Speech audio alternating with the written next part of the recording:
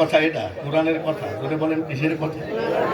এই পৃথিবীর মালিক হাসিনা নয়, খালেদা নয়, তারেক নয়, এরশাদ নয়, কেউ নয়। এ পৃথিবীর মালিক কে? জোরে কর, আর একবার কর।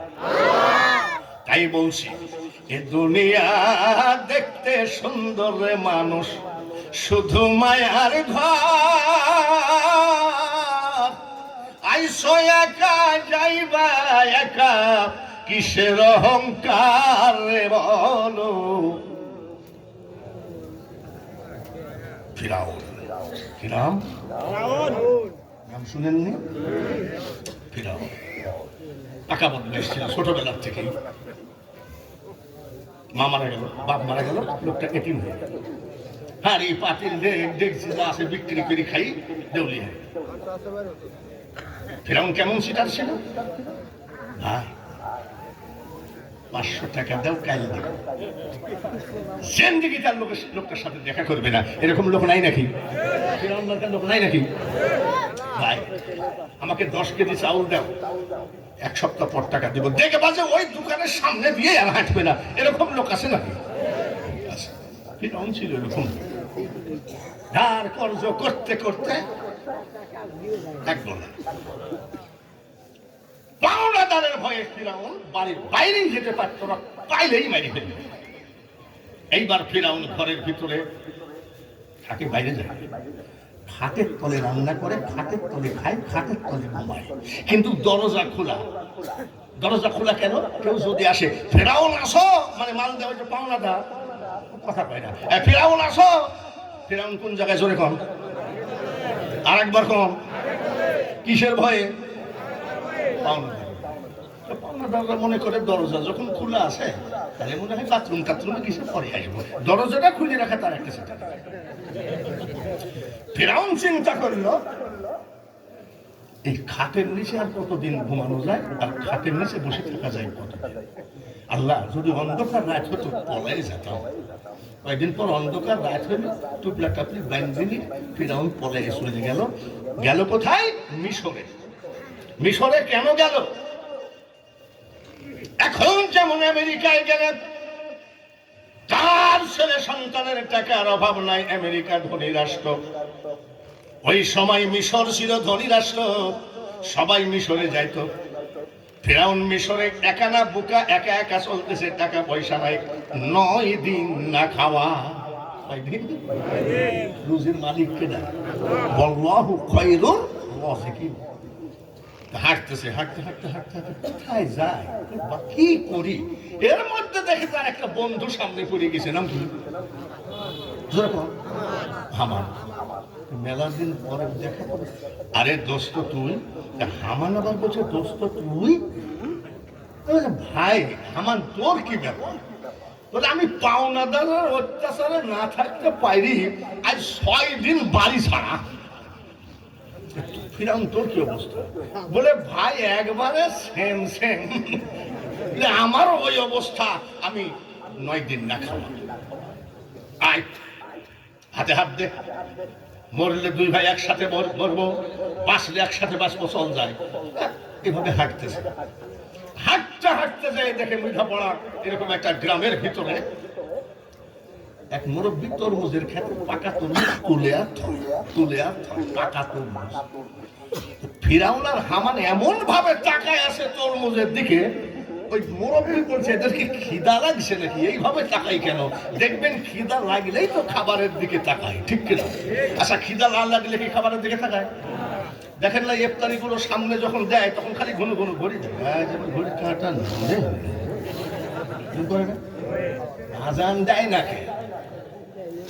সেই আল্লাহু আকবার, আল্লাহু আকবার, একেবারে হলার চালু হয় 2 হাত দিয়ে। ফিরাউন ওদের 6 দিন না খাওয়া, ওর 9 দিন না খাওয়া। তরমুজের ক্ষেতের মালিক বলছে বাবা তরমুজ খাবা নাকি? বলে চাচা একটা দিলে তো খাওয়াই যায়। 2 জনকে 2টা বড় বড় তরমুজ দিয়েছে, 5 মিনিটে বসাইছে। তরমুজের ক্ষেতের মালিক বলছে এ কি? এইভাবে তরমুজ খাওয়া যায় না। এটা তো আসলেই কষ্টে আছে। বলে বাবা তোমরা কি কামলা দিবা? চাষা আমরা কামলা খুঁজতেছি। তাহলে এক কাজ করো, আমার তরমুজের ক্ষেত্রে তোমরা চাকরি করো, তোমাদের কাজ হলো পাকা তরমুজ তোলা, হাটে বিক্রি করা, টাকাটা এসে আমাকে জমা দেওয়া। বলো মাসিক বেতন লিবা না সাপ্তাহিক না ডেইলি? ফিরাউন কয় চাচা আমাদের অবস্থা ভালো না, ডেইলি খরচটা দিব।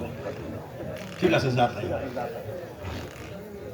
কিন্তু বাপ খবরটা চুরি করবি না, বেতন নিবি, তরমুজগুলো হাতে তুলবি, বিক্রি করবি, চুরি করবি না। ফিরাউন চাচা তুমি মানুষ চেনো না।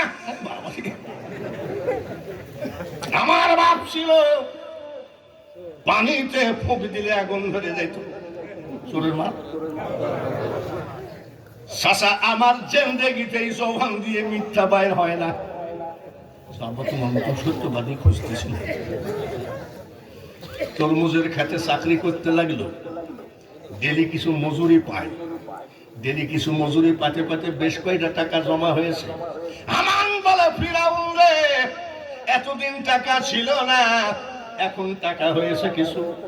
এই শুধু তরমুজ খায়ে খায়ে বাঁচা যায় না, চল যায় পার্শ্বে বাজারে গিয়ে একটু রুটি মাংস কিনে খায়। ফিরাউন বলছে তুই আমি যাবো না। বলে কেন? যে টাকার জন্য মাসের পর মাস খাটের নিচে ঘুমালাম, যে টাকার জন্য বাড়ি ছেড়ে পলাই আসলাম। আমি তরমুজ খাইয়ে মরবো কিন্তু টাকা খরচ করব না। হামান বলতেছে আমিও মরবো, টাকা পকেটে করেই মরবো। তরমুজের খেতে চাকরি করতে করতে মিশরের প্রধানমন্ত্রী, মিশরের বাদশাহ একটা সরকারি চাকরি বিজ্ঞপ্তি দিয়েছে।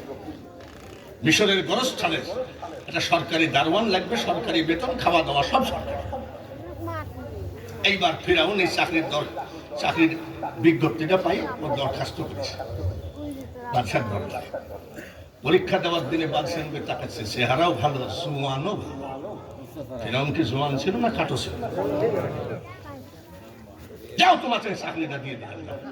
মানে গোরস্থানে তো একটা সাহসী লোক দরকার, আবার একটা শক্তিশালী লোক দরকার, তোমাকে দিয়ে দিলাম। ফিরাউন বলে হামান রে আর চিন্তা নাই, কাঁথা খুলতে দেরি লাগে, কপাল খুলতে দেরি লাগে না।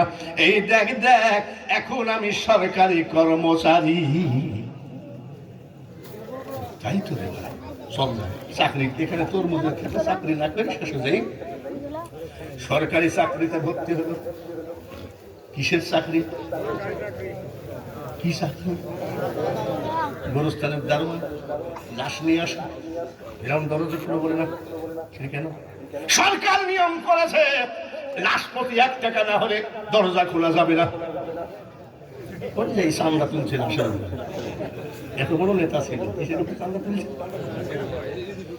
লোকজন চিন্তা করতে 1টা টাকায় তো 1 টাকা করতে করতে ফিরাউন লাশ প্রতি 1 টাকা নিল। ওয়ামাকারু ওয়ামাকারাল্লাহু ওয়াল্লাহু খায়রুল মাকিরিন। মহান আল্লাহ যে কত বড় মহত্ববান দিল মহামারী। মহামারী মানে আমাদের দেশে আগে কলেরা বসন্ত হলে গ্রামকে গ্রাম ছাপ হয়ে যেত, জোরে বলেন ঠিক কিনা? তবে এই করোনা ভাইরাসের মতন হাবাইতি মহামারী না। এই করোনা ভাইরাস, আমি করোনা ভাইরাসের সময় মসজিদে গেছি, তোমার একটু ঠান্ডা লেগেছে। ইমাম সাহেব বলছে যে একটু দোয়া করেন করোনা ভাইরাস যেন বাংলাদেশ থেকে বিদায়। করোনা ভাইরাস যেন এই বাংলার জমিন থেকে উঠায় না। আমি তো আগে বলেছি ঠান্ডা লেগেছে, দিয়েছি হাসি। ইমাম সাহেব কানে কানে কয় মোনাজাত শেষ করে না, আপনার অবস্থা ভালো না। এমন একটা দিন গেছে না? করোনা ভাইরাসের সময় এই মাল যদি একটা ঝাঁকি মারত, আমরা আগে বলতাম যে ভাই আর ভাব ভালনের পাশে বসা যাবে না, এরকম কিছু না। এই মহামারী না, কদিন মহামারীতে ডেলি 20 জন 25 জন 50 জন মারা যায়, লাশ আসে। ফিরাউন মুখটা অন্যদিকে ঘুরাই থাকে। কে না, এটা কিসের মহামারীতে? সরকার নিয়ম করেছে কলেরা বসন্ত মহামারীতে মরা 2 টাকা। আগে বসেছে কত, আর এখন লাশ প্রতি কত বসাচ্ছে? কি নেতা! মারতে মারতে 2 বস্তা টাকা হয়েছে। খুচরা টাকা নিলেন না। 2 বস্তা টাকা হয়ে গেল। ফেরাউন বলে, হামান রে